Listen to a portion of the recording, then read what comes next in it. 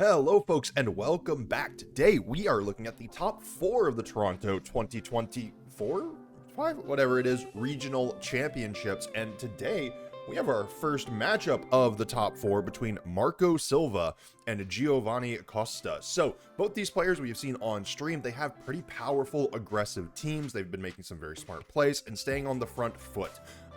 But coming into this game, we're going to have to see who can keep up the tempo. We have Ursaluna, Jumpluff, Charizard, Torkoal, Incineroar, and Porygon 2 for Marco Silva. Ursaluna here, main thing to note is Terra Ghost. We have seen the Flame Orb Guts, and then of course the Headlong Rush, Facade, Earthquake, and Protect. Chlorophyll with the Jumpluff, Covert Cloak, pairing well really nice with the Torkoal's Drought, Setting the Sun. Terra Water with the Sleep Powder, Sunny Day, Tailwind, and Rage Powder. Charizard additionally with the Terra Ghost, along with Choice Specs, Solar Power, Air Slash, Heat Wave, Overheat, and Weather Ball. Torkoal is your weather setter here, but also a pretty strong special attacker with a little bit of support. Eruption, Helping Hand, Overheat, and Protect. Notably, Eject Pack. If a stat is dropped, Torkoal will swap out. So can set the sun. If he gets intimidated, he pops out. Also swaps out after he uses an Overheat. Incineroar as well with the Terra Ghost, Citrus Berry, Intimidate, Fake Out, Flare Blitz, Knockoff, and Parting Shot. Big thing to note: there are 3 Terra Ghost Pokemon here. Trying to avoid a lot of fake out damage is the main thing. Porygon 2 rounds things out here as your Trick Room setter, made to really support the Torkoal and the Ursaluna. Terra Fighting with Terra Blast, Ice Beam, Recover, Trick Room, and then the Eviolite to boost the defense and special defense by 50% since it is not a fully evolved Pokemon.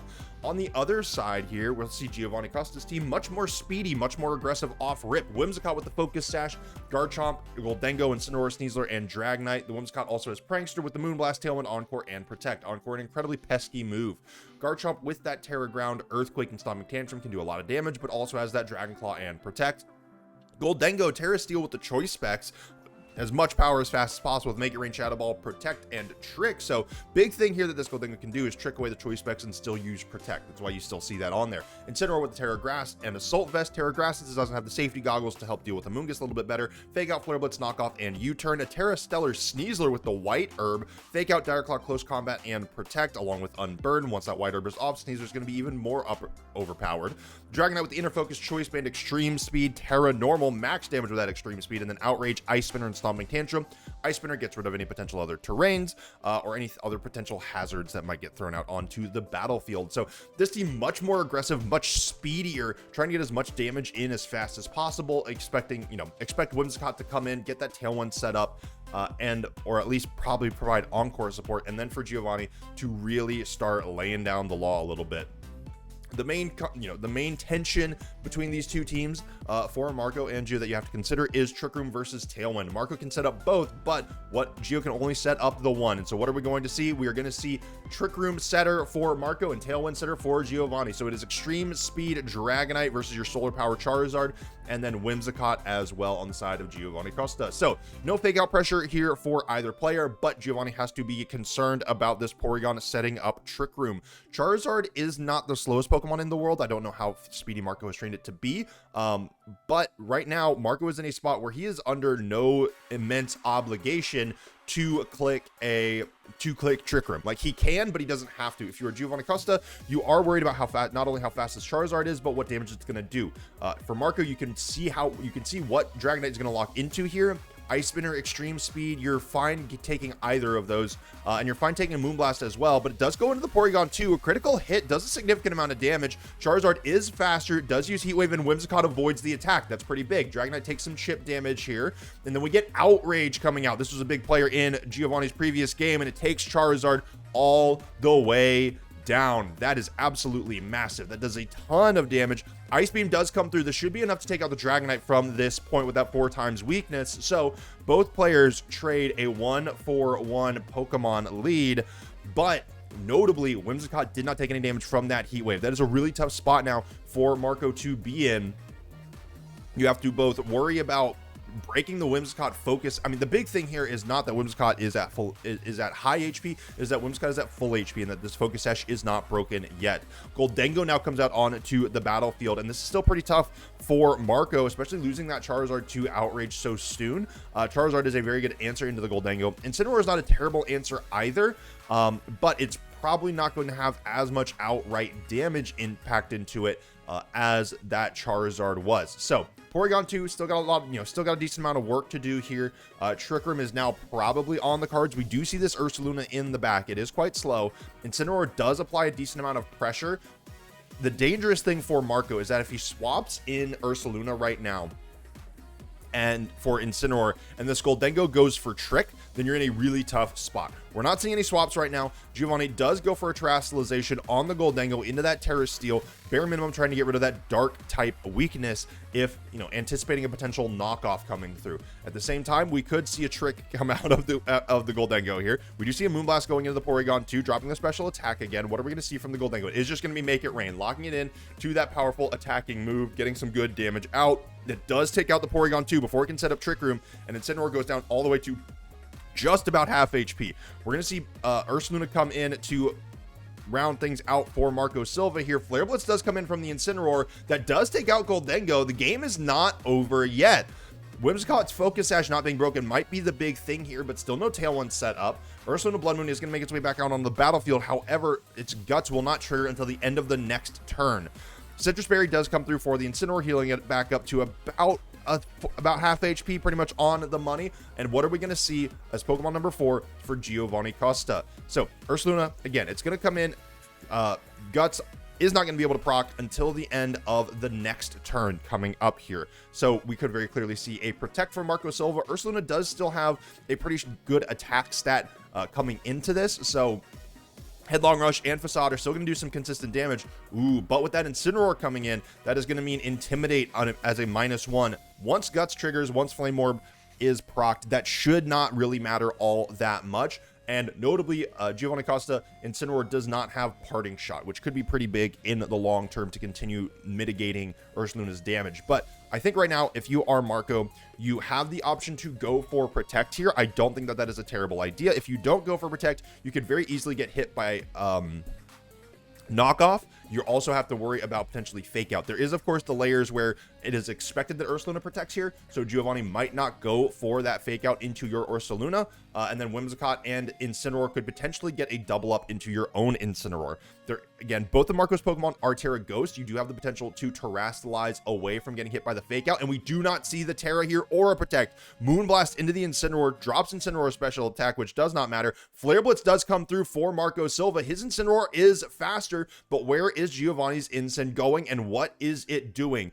If we see a knockoff here, that could be the biggest thing for Giovanni in this game. Incineroar does go down for Marco due to that Flare Blitz recoil. And Flare Blitz goes into Ursaluna here. This is going to be pretty well resisted. It is a ground type and quite bulky, but even so, it takes about over a third of its HP as damage. Facade comes through. Is this going to be enough? It's going into Whimsicott, puts it down to KO. And where are we going to see it? What are we going to see with this Incineroar? Burn comes through. We saw that Flare Blitz do so much damage. And maybe that was a high roll, but if it was a low roll, this Ursaluna for Marco could be going down on this turn. Flare Blitz comes in, Ursaluna down to 34 HP. If it doesn't get the KO on this turn with that recoil damage, then it is not winning this game, and it does more than enough. Marco Silva taking home a pretty close game number 1 there. That was definitely a big risk. The turn before the last or whatever, where Ursaluna had just come in and Flame Orb wasn't procced. Not protecting there is a big risk. Both players have to make a call there. Again, another play, another turn where I don't think either player made necessarily an incorrect move, just wasn't able to get the right call. So if you are Giovanni Costa, you do have a spot where if you Fake Out into the Ursaluna Blood Moon and you Moonblast into the Incineroar, then your Whimsicott is still likely going to 1 HP. Opposing Incineroar is still probably taking down Whimsicott, and then you're in a 1v1 with Ursaluna Blood Moon versus your own Incineroar. So you likely don't want to Fake Out the Ursaluna Blood Moon. You will still probably take damage, your Whimsicott will probably go down, but there is a world where you Fake Out the Incineroar while the Ursaluna protects, you Moonblast into that Incineroar, you don't get any additional damage onto your Pokemon, your Whimsicott's Focus Sash isn't broken, and then on the next turn you potentially go Moonblast into the Ursaluna, as well as Flare Blitz into the Ursaluna again, and then you might be able to win from there. So I think Gio probably made a good call, went one layer deeper than just Protect or even Terra Ghost on the Ursaluna. Even then, there's potential for Terra Ghost to avoid the potential Fake Out, Do you go for knockoff into the Ursaluna to get rid of the Flame Orb? It's already at -1. That might have been what? That might have been the best play. That might have covered for the most options, but that's hard to see, and it's a tough call to make when you are in a very close spot like that. So coming into game number 2, I wouldn't be surprised if neither player made any huge adjustments going into this. I do think if you are Geo, you have to be very concerned about that Heat Wave missing from Charizard. If it hits again, then I think you're in a much worse spot. But let us see as we get in to the second game of this top 4 series. So Giovanni Costa once again bringing in that Dragonite and Whimsicott, and Marco Silva changing it up a little bit. Porygon 2 and Incineroar have made their way on to the battlefield here. Flare Blitz cannot miss is the big thing I think Marco is noting here. And this Dragonite is not multi-scale, so I think an Ice Beam from this Porygon 2 should still do enough damage to take it out. Moonblast coming through from the Whimsicott again into the Porygon 2. No critical hit here, so it does not do quite as much damage. Outrage into the Incineroar takes it down to 3 HP. So a big survive on the Incineroar there. Does get Citrus Berry to proc. Incineroar going back up into the yellow and is going to be able to get an attack off. Parting Shot going into the Dragonite, lowering its attack stat. And are we going to see, this is a really good spot for Marco. If Porygon 2 clicked Trick Room, this is a great spot to bring in Ursaluna. You are, ooh, and we see Torkoal in the back as well. Okay, and notably, I do think Porygon 2 is faster than Marco's Incineroar. I don't exactly remember from the previous game, but we do see the Trick Room Pokemon in here. You saw the Whimsicott in the previous game. You know Dragonite's fast. It went for that Outrage again. It's going to be speedy. Drought comes in. This is going to, boost up Torkoal's attack, so, special fire attacks. And then we see the Trick Room coming out of the Porygon 2. So we know that Dragonite is locked in to that Outrage. It's not going to be able to swap off of it. No extreme speed priority here. Porygon 2 has a lot of good pressure into that into the Dragonite here, but Encore comes through. Prankster still gets it done. A very bold call from Giovanni there, leaving in the Whimsicott, which takes, goes down to its Focus Sash, taking this Eruption, and Dragonite does not take all that much damage. Whimsicott with that Focus Sash just able to survive, and Dragonite now gets to go for another Outrage. Porygon 2 goes for Trick Room again, and Dragonite moves next. Very interesting. It's because the Encore. That's what it is. So Outrage comes through, takes Porygon 2 down to 68 HP. So very interesting interaction there. Porygon 2 was Encored, which means whichever move it had clicked, likely Ice Beam, was going to move next, and that gets replaced with Trick Room. So Trick Room actually did not have negative priority on, in that specific instance because of Encore. A very fun interaction. So Porygon 2 Trick Room is available once again. Torkoal does have to be a little bit concerned here. Can go for, since it is not a Choice Specs Torkoal, can go for something like an Overheat or a Terra Blast even on this turn to get some additional damage out. You're probably concerned about Outrage at this point in the game. Incineroar makes its way back out onto the battlefield for Giovanni Costa here. Fake Out Pressure is active, but notably Intimidate is going to trigger that Eject Pack.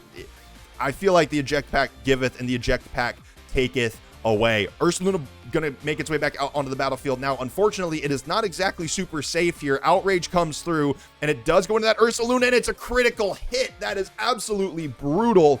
I highly doubt that would have taken out Ursaluna in the previous, without being a critical hit there. And we do see the Dragonite get confused. Porygon 2 uses Trick Room here, and Torkoal can make its way back out onto the battlefield now. It's going to be moving relatively quick. However, it does have to worry about Fake Out. It does not have Terra Ghost here. So Marco bringing the Torkoal back in. This is your, this is your damage dealer now. It is Torkoal or bust for the rest of this game. Encore still has one more turn, so Marco needs to go ahead and swap out this Porygon 2. And then I think you need to go for Protect on this Torkoal just to guarantee that you don't take a ton of damage going into this next turn without being able to retaliate. We could, I doubt we would keep the Porygon 2 in. We see Marco really thinking this through.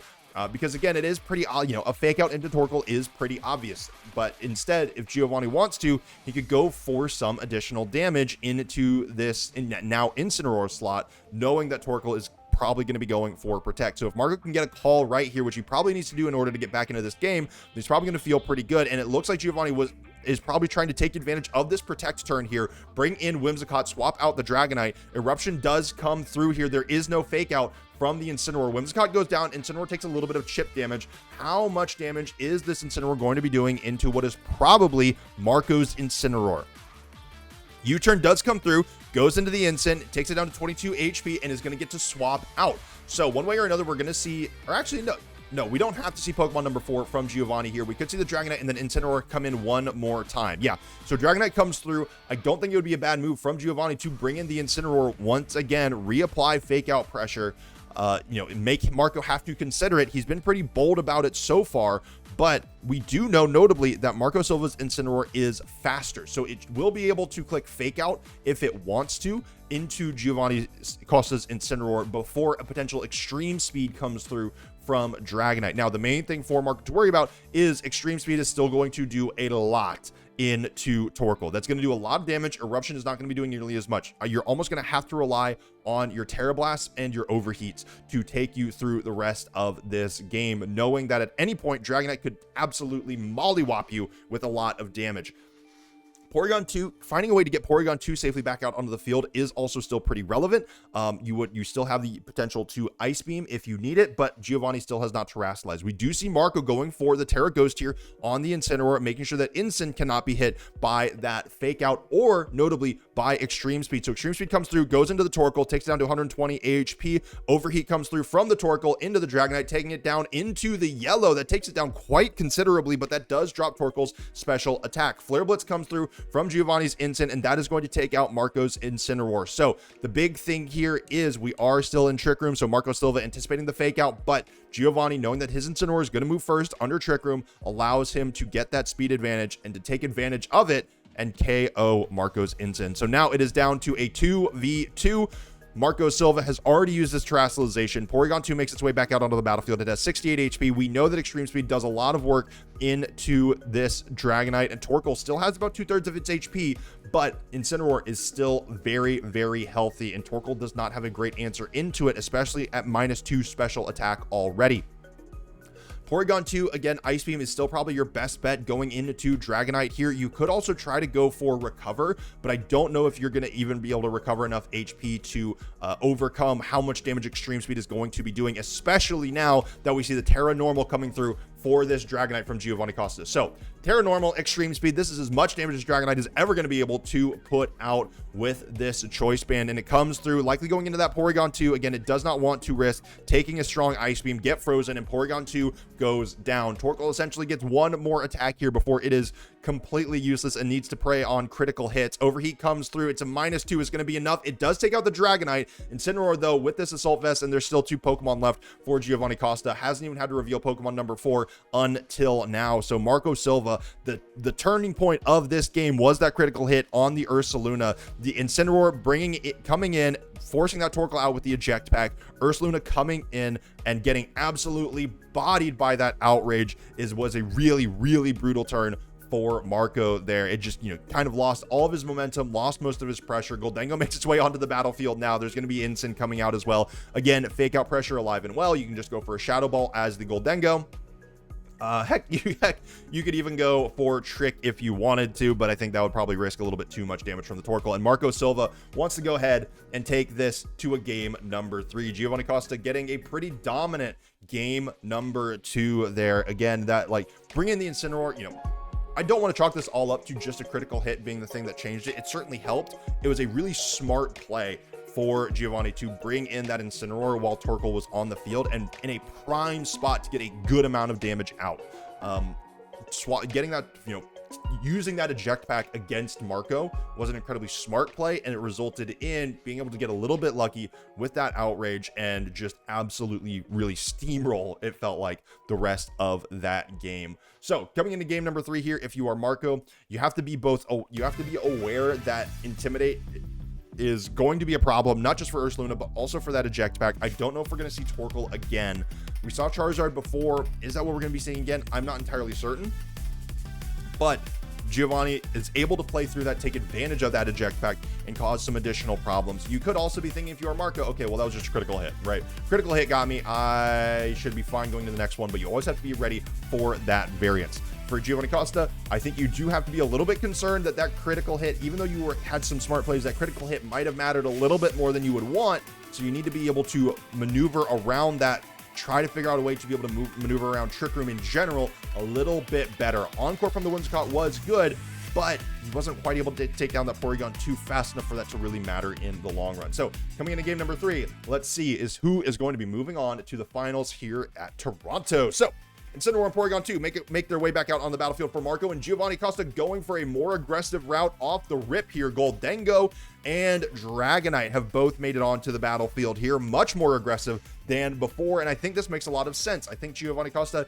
was throwing out the Whimsicott. You do have encore pressure. I think that's the main thing that's useful for, but you don't really want to set up Tailwind in the face of Porygon 2, and right now, Goldengo is here for the damage. Porygon 2 all the way down to half HP. Incineroar taking about a third. Dragonite coming through with the Outrage here, going into the Incineroar and takes it down. So much cleaner this time and a lot more damage onto the Porygon 2. Trick Room is available, but could we see the... No Ice Beam. Trick Room comes through for Marco. So Giovanni getting the damage out as fast as possible, but notably no extreme speed. We see Marco has brought the exact same 4 as the previous game. Torkoal coming out onto the battlefield. So Giovanni Costa, do we have Incineroar in the back? Ice Beam could come through into this Dragonite, but if you are Giovanni Costa here, swapping out either of these Pokemon, going for a Terastallization potentially on the Dragonite to take less damage, and bringing in Incineroar here will swap out the Torkoal. Heck, you even could have kept the Goldengo in, swapped out the Dragonite, and intimidated the Torkoal out of this, out off the field, which we're going to see anyways. Torkoal is going to get swapped out because of this eject pack. Porygon 2 is going to stay on the field to do some additional damage, but this is a very similar spot to where we were in the previous game, where Ursaluna comes onto the battlefield and is going to have to likely take an Outrage at this point. Ice Beam comes through from the Porygon 2. Is this enough to take out the Dragonite in one hit? It is. Giovanni Costa not having that Encore on the Porygon 2 makes the situation suddenly very, very different. Ursaluna stays on the field without any damage on it and gets burned by the Flame Orb here. That is an incredibly tough position to be in. Ice Beam with, I think, Giovanni trying to save that Terastallization for a different point in the game, but I think that was where you needed to use it. It would have taken, it wouldn't have boosted up your Outrage damage at all, but it would have made sure you could survive the Ice Beam, get good damage onto either Porygon 2 or onto the Ursaluna, whichever one it was. Then you have Fake Out Pressure with the Incineroar, and you can still do additional damage on the next turn. I think that is going to cost Giovanni Costa this game. Marco Silva is now in an incredibly good spot. Trick Room is up. Ursaluna is on the field. Throwing up one Protect here would be all it needs to do, or even just going for that Terra Ghost here to get good damage out. It is an incredibly bulky Pokemon. It can take a Dark type hit from either of Giovanni's Pokemon here. And now we're going to see Goldengo make its way back out onto the battlefield, but it's coming into the slot of the Fire type that probably was going to be taking a ground move in the first place. We do see Marco Silva going for that Terastallization here. I am almost certain, yes, it is going to be that Terra Ghost on the Ursaluna. This is the number one thing that you have to do. You're making sure you're not taking super effective close combat damage. You're making sure that you're not getting hit by Fake Out. This Ursaluna is in a prime spot to just absolutely sweep through the rest of Giovanni Costa's team. Sneasler is going for the Protect here. Giovanni anticipating that Sneasler is going to be the primary target. Terra Blast comes through. It does not affect the Goldengo, and it goes into the Sneasler here. It does have the White Herb. Where is Marco going to attack with this Ursaluna? It is the Facade, and it was going into that Incineroar slot, but it does not affect the Goldengo. Facade does the most damage for Ursaluna for sure, but I don't know that it does more. I honestly don't know that it does more than a super effective Headlong Rush would, is the question. So Goldengo is on the battlefield now. It can only go for Terra Steel, notably. It is going to be slower than the Ursaluna. It does have Protect, though. That could be a very cheeky play from Giovanni Costa here, extending this game a little bit, giving him maybe a moment to breathe here. If this Goldengo goes for Protect with the choice specs, and preventing what is likely going to be a lot of damage from this Ursaluna Blood Moon. The other thing that Marco could do, though, is just click Earthquake. This would hit both of these Pokemon for super effective damage. It would do a lot of damage, but with this Torkoal coming in, I am quite certain that that is not what we are going to see. Goldengo gets swapped out, and Incineroar is going to make its way back out onto the battlefield. That's going to be a -1 onto this Ursaluna finally, but even so, the Guts Flame Orb proc it does a lot of work. One Intimidate I don't think is going to be enough to neuter this Pokemon enough. Sneasler goes for the Protect again, but it fails. Where is this Ursaluna attacking into? It's going to be the Headlong Rush into the Incineroar slot, and it takes it down even through the -1. We do see the defense drops here for Ursaluna, and Trick Room should be up here in a turn or two, and that might give Giovanni the window to try to get back into this game. But he's going to have to get, once again, a little bit lucky here. We're going to see Goldengo make its way back out onto the battlefield now. It does not want to face down to Torkoal. It can do some good damage, but no, Trick Room has one turn left. So Marco Silva, on this turn, this is it. This is the turn to win. And Giovanni Costa not being able to survive just that one more turn, not being able to stall for just a little bit longer, has caused quite a lot of problems here. Sneasler can't go for Protect again. Goldengo can go for Protect, but that is only going to lock it into that move for the rest of the game. Sneasler gets that one more Protect off. This might be Giovanni's window to go for the rest of the game. Eruption comes through. This is a full HP Torkoal in the sun. Goldengo is almost certainly going to go down to this very, very cleanly here. It does. Sneasler is alone versus the world right now. This Ursaluna Blood Moon, or I keep saying Blood Moon, this Ursaluna is primed and ready to take it down. Sneasler does not have spread damage. It's only going to be able to choose one of these Pokemon to try to take out each turn. And I don't even think it's going to be able to one-shot either of these Pokemon at any point. So Giovanni Costa hoping for a critical hit here, hoping for probably multiple critical hits throughout the course of the rest of this game. Otherwise, this is all wrapped up. We do see the Terastallization coming through. You might as well go for it. Remove your standard weaknesses. Your resistances aren't really helping you in this game. Actually, no, you're Terra Stellar anyways. You know what? This is the best bet you could have had. Forgot it was Terra Stellar. This is the most damage. You need as much damage as you can get with each move. Dire Claw comes through. This is the best that you've got. You're going to need a critical hit. And you're not getting it. I don't even think your critical hit would have done enough into the Ursaluna there. The Headlong Rush comes through. Sneasler goes down. And Marco Silva is your first player going into the finals in Toronto. That was a really tough game. I do think so. Whereas I said in game 2, I don't necessarily know that either player made many glaring mistakes, like obvious misplays. I do think for Giovanni Costa there, I think it was a call to either that Marco was going to swap out the Porygon 2 or anticipate something else, try to get it out of harm's way. But Trick Room was already set up. Porygon 2 has already done its job. It's going to be moving before Dragonite no matter what at that point. It's going to be moving before Goldengo. It's going to be able to get that Ice Beam off one way or another. So taking out a Dragonite there, I think, is going to be always worth it. I think Giovanni Costa not going for that Terra Normal there definitely cost him. I think if you go for that Terra Normal, Dragonite stays on the field, you can knock out either the Porygon 2 or the Ursaluna, preferably the Ursaluna, or at least get damage into the Ursaluna. And then you're in a much, much better spot where you might be able to stall a little bit. You have Protect. You can go for Fake Out, stall type shenanigans, force the Ursaluna to Terastallize a lot earlier. Then you have a little bit more, you have a little bit more wiggle room with trying to get a knockoff with the Incineroar or something along those lines. But unfortunately, Dragonite going down there means that it just is almost completely locked up. Or Dragonite going down with not doing anything to the Ursaluna means it's almost just completely locked up for Marco Silva for the rest of that game. So tomorrow we're going to be looking at the second top 4 match, a very, very exciting one if you know who is in it, if you remember who was in it from almost a year ago. So until next time, y'all, be safe, be smart, make wise decisions, and farewell.